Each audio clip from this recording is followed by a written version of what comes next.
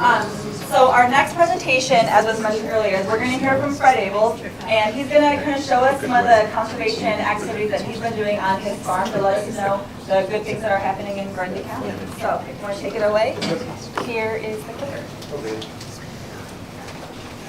I'm Fred Abels, and I wear quite a few different hats. As you can see, one's Practical Farmers of Iowa, one's the Grundy County SWCD, Iowa Learning Farms, and I'm also president of the congregation at American Lutheran Church. So I keep a lot of things going. Anyway, we farm about 380 acres in Grundy County, 6 miles from here. 140 acres in corn, 140 acres in soybeans, and roughly about 100 acres of pasture. We rotationally graze our cows, and right now we've got about 50. The drought of 2012, I had 90, and I never fed any hay till September. So, any other interesting facts about her? We've got a ton of waterways installed. I should have got a map from my NRCS guy, if I didn't. Anyway, I'll start. Okay, this way.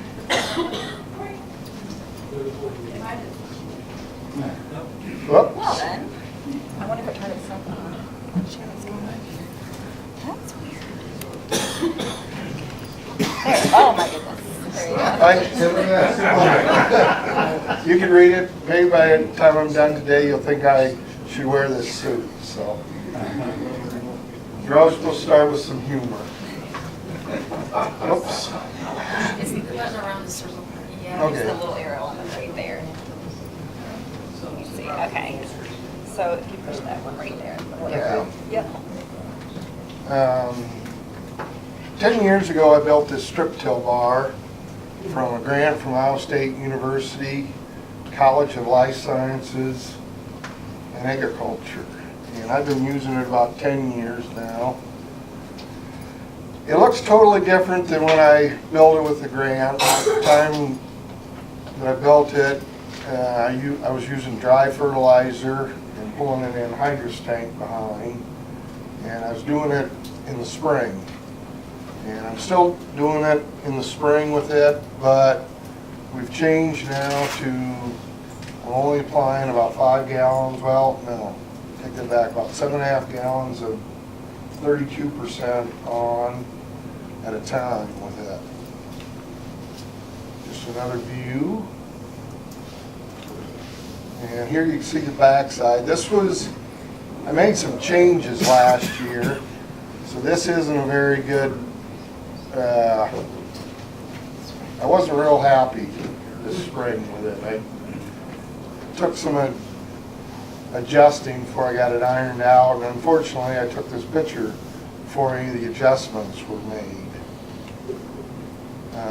But there you can kind of see the strips that I'm building with it that I'll later plant the corn into. So,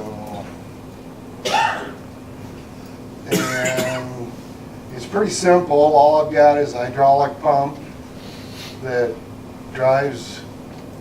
pulls the stuff from the tank, and we run it through a Raven monitor so I can slow down, speed up, and it keeps it at 7.5 gallons to the acre.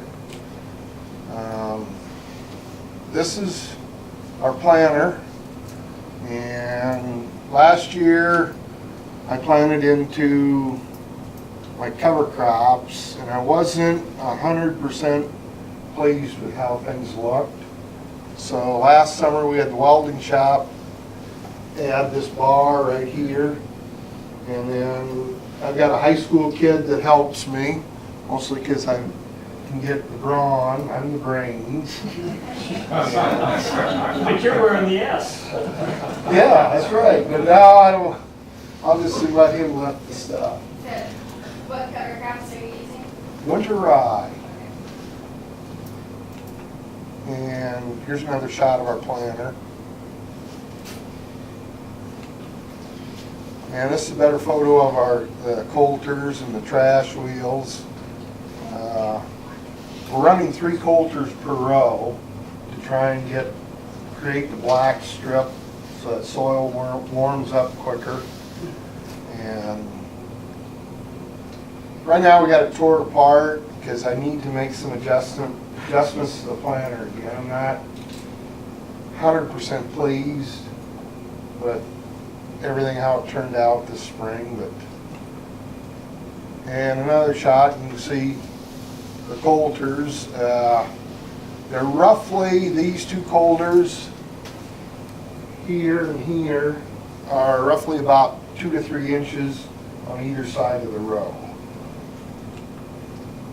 And here we are planting soybeans, and I planted into waist-high rye this year. Wheel knife. So, and here's a shot of our planter in the rye.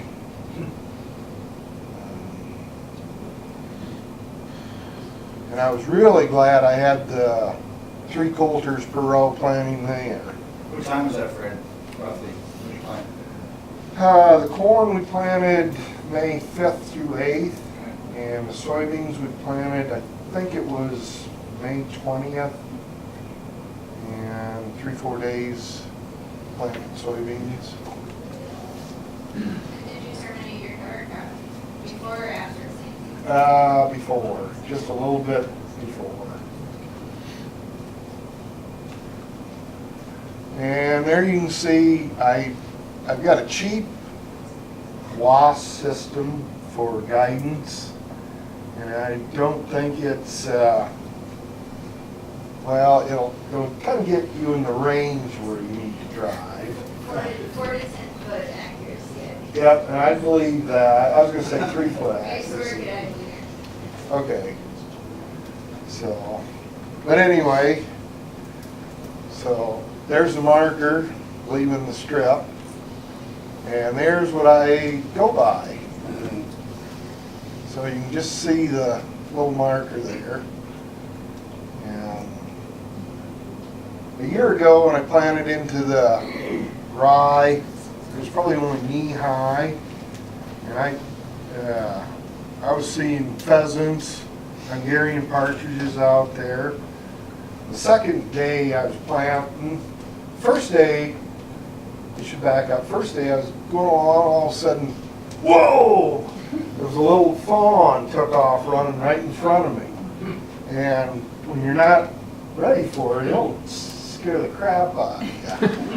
Well, the second day, when I saw him, then I was ready for him, you know.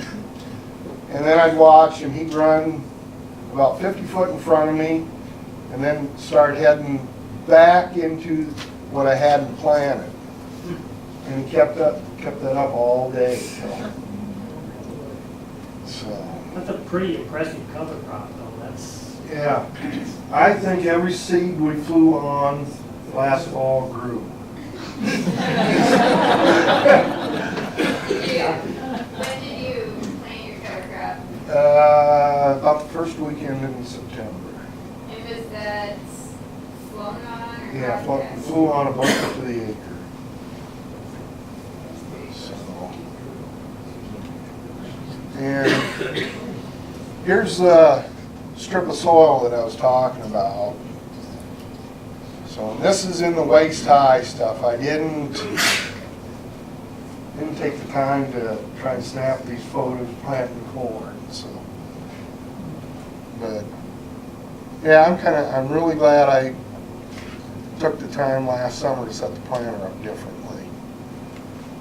And we did this last year, and again this year we took 20 acres and harvested it for rye to feed the cows. A year ago, we put it in our bunker, and just as soon as I started packing it, I was disappointed because that stuff doesn't pack very well. And I said, never again. And all winter I kept thinking, well, I'm not going to put up silage. Well, lo and behold, I did. We put it up again, and I rode with the guy. I said, I need some pictures for today, so that's why we rode with him. And there's the rye being blown into the wagon. What time of year are you doing that?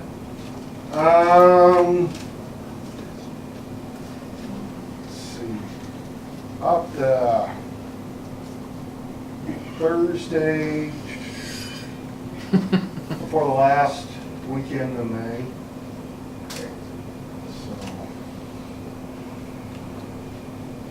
So, and I just shot pictures. And here we got started on the bagger, because we bagged it this year. Two of us were hauling loads, and we kept up really good. The job, the custom harvester had been on right before he came to our farm. He was in rye that was chest high, and they had 6 tractors hauling away from him to keep up. So I've got to learn something, how to grow better rye next year. So. And he was telling me how I should do it, so we're going to try to make some changes this fall.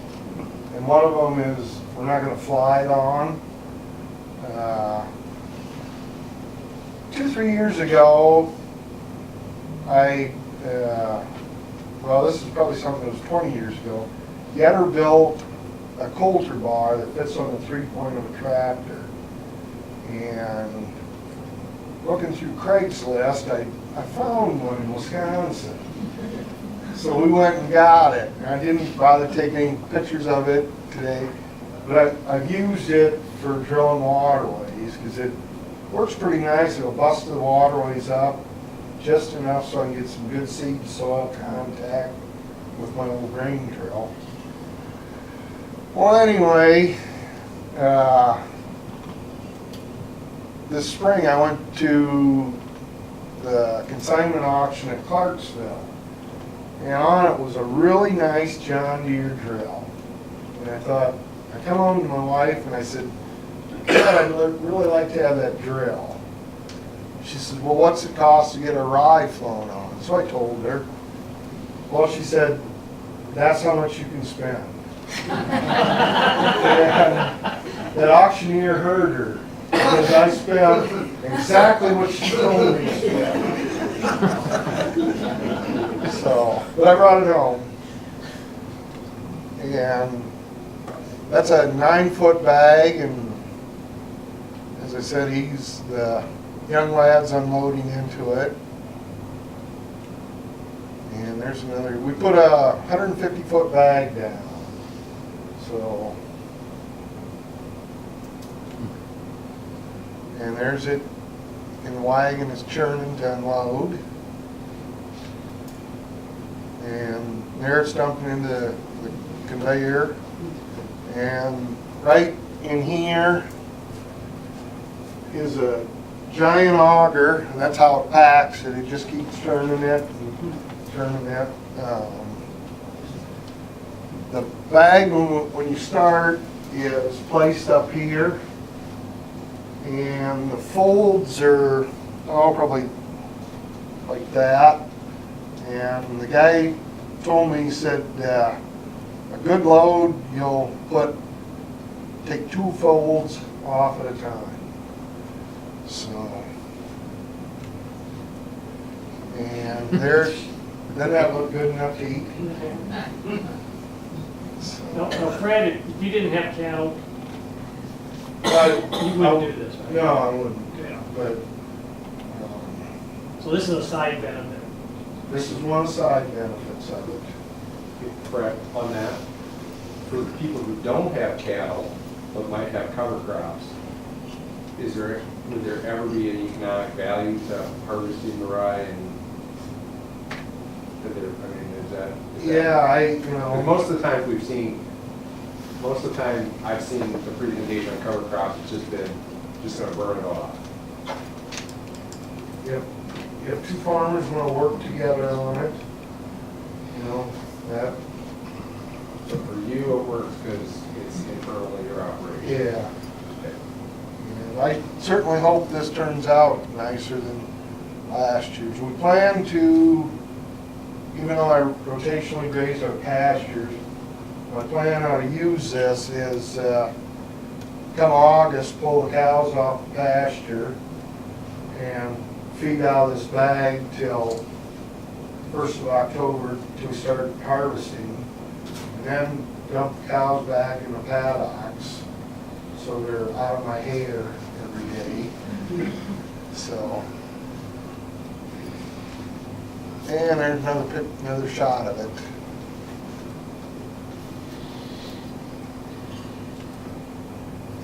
And I took some pictures of planting into the rye. You can see the marker a whole lot better there. So, and there's our planter. I don't farm a lot, so I just use a 6-row.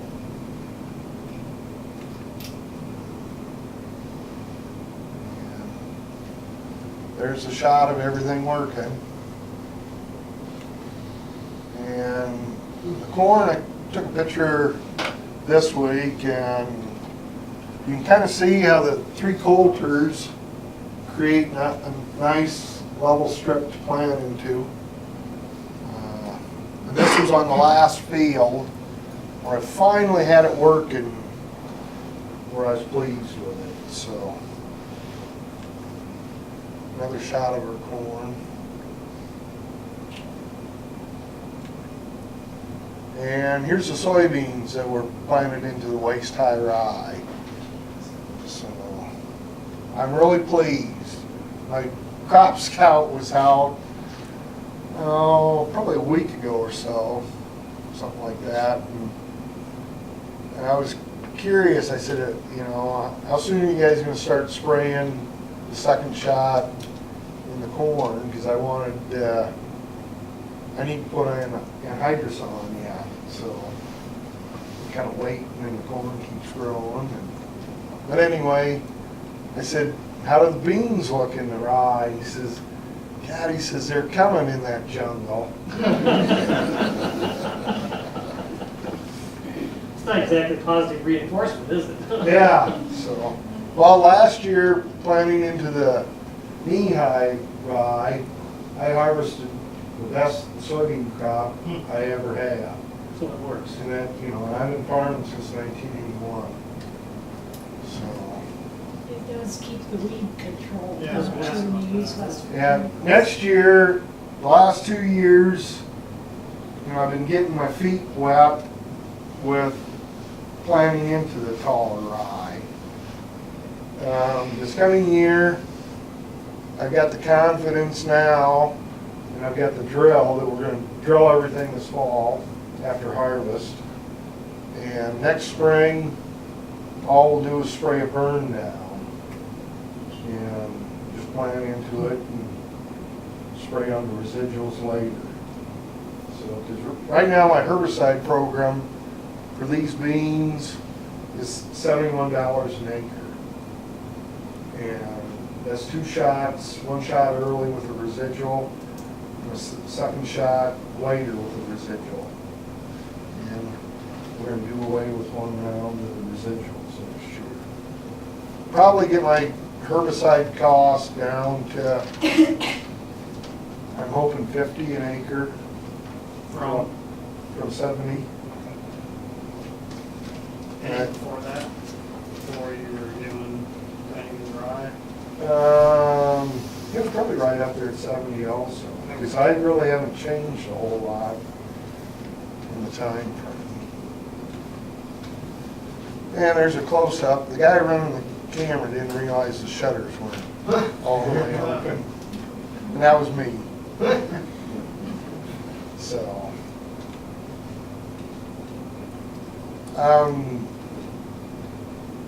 what was that, probably 2013, 2014?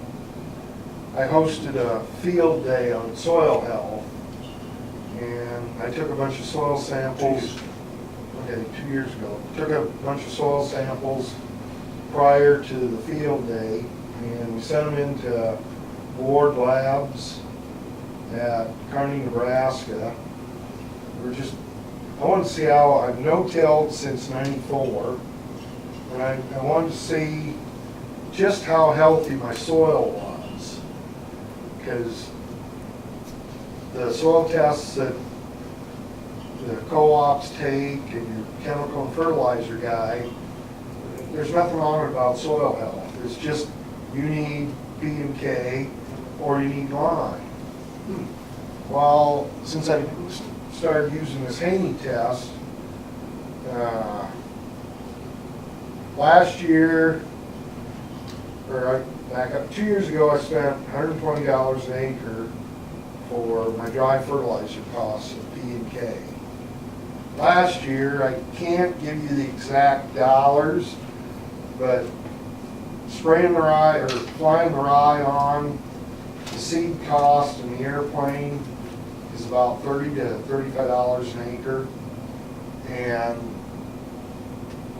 then I asked Ward Labs for some recommendations for 200 bushel an acre corn and 60 bushel an acre soybeans. And I should have looked it up, but I saved, I think, about $5,000 if I remember right, with those two costs combined. So that's how I'm justifying using my cover crops. I'm saving on my fertilizer bill. Fred, didn't the Haney guy didn't he, some of his numbers, if I remember right, I thought they were pretty high, but wasn't he saying like 60 pounds of nitrogen sequestered that first year? Yeah, I don't remember I that think he was, exactly. and I'm going, well, you know, I mean, we don't know for sure, but time will tell, but that seemed like a lot.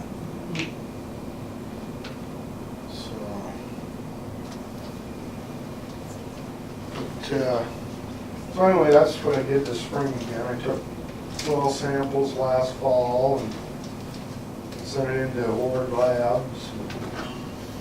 Got it back. His recommendations for nitrogen are still roughly the same as you're going to get from the co-op.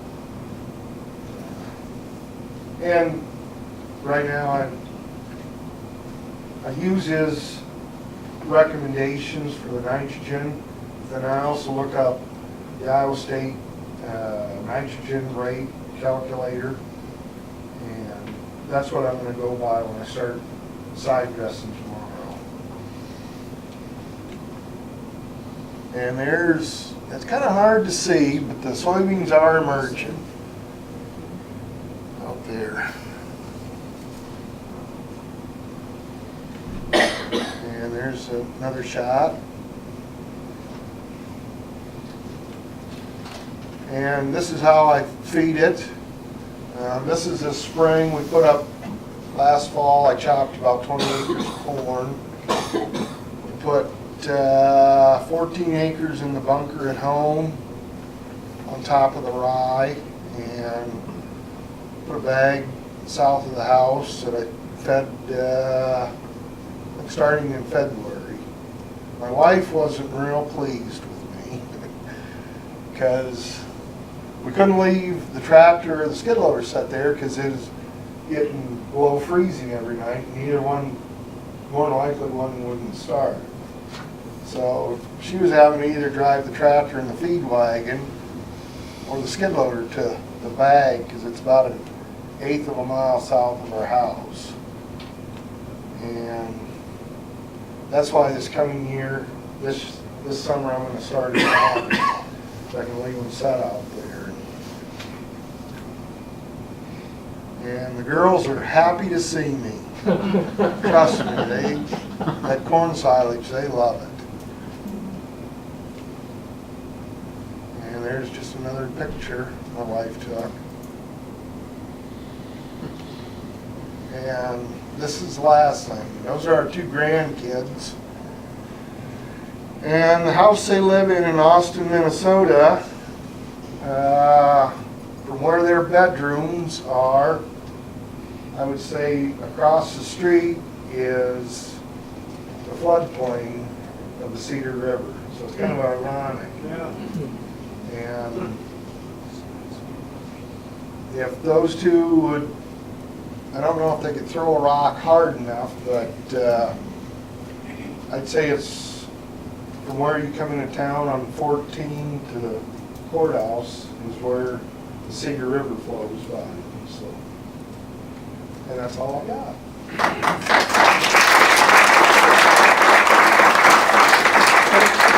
Maybe one quick question for Fred? We were just peppering with questions when I was talking. Yeah, that's a good point, yeah. Okay. All right, thank you so much, appreciate your time.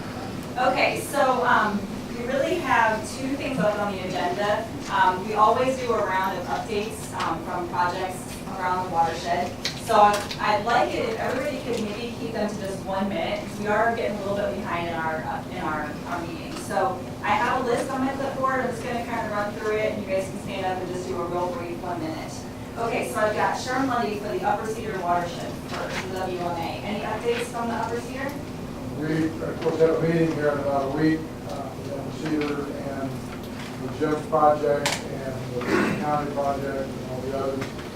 We're moving ahead, moving forward. And I think that I'm just say we're moving along, Okay. getting where we need to be. So there's a tour on June 22nd Waverly. in Waverly. So starting at the community center in Waverly?